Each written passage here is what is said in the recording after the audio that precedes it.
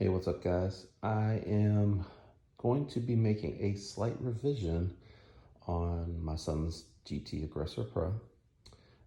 So if you watched any of the previous videos, you know that he really didn't like the stem, the factory stem.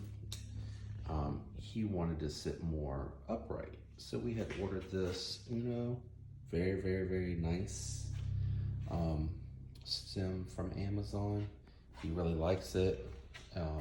And it lets him see his little, now very severely scarred up, Jessica 1 bar Scully. But in recent writing, he tried my bike out, which has a traditional stem, much, a very subtle rise to it. And he liked that position better now that he's gotten more comfortable with it, and he wanted to switch his stem up. So since I have really enjoyed the Uno brand and thought that it's done really well, we went ahead and ordered another one. And this one is a little shorter, as you can hopefully see by comparison. And certainly much less rise to it.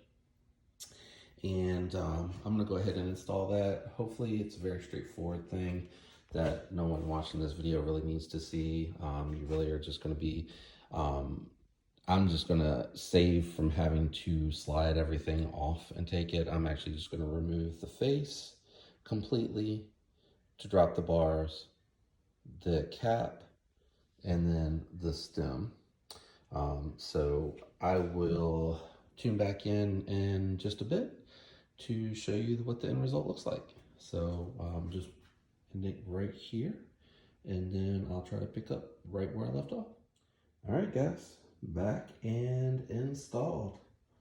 So hopefully you're seeing the difference going from where I left off to where I picked up now, as far as where the handlebar position is going to be for him.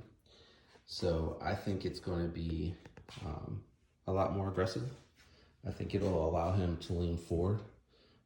It's still a cross-country bike, has the cross-country geometry.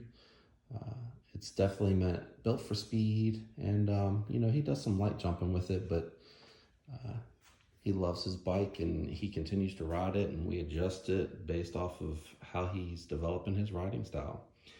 So one little thing that I did for a surprise for him, because I always think it's cool to kind of personalize the bike a little bit. And as you can see, we have a little bit of blue on the bike. So I went ahead and picked up some Spank spacers to throw in there in between his GT spacer.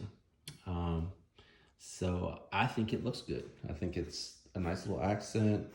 We did the little blue zip ties more for the look and to try to keep it cleaned up. So I think it looks good. The reason there's a little bit of extra on here is because that's where the dropper post line goes, and there's no extra space for the cable. It's meant for one cable, and we wanted to tuck it underneath of there, so it's a clean cockpit look. So I think the spacers really accent the blue. I can't wait to see what it looks like in the daylight. Can't wait to see what his reaction is to it.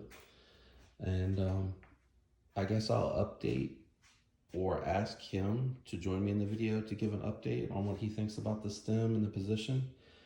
Certainly much more lower, and pushes it out forward, I think. So it'll get him down and a little more aerodynamic for the ride. Can't wait to get back out. Weather's gonna be nice this weekend. We'll see what it looks like. That's it for now. Thanks, guys.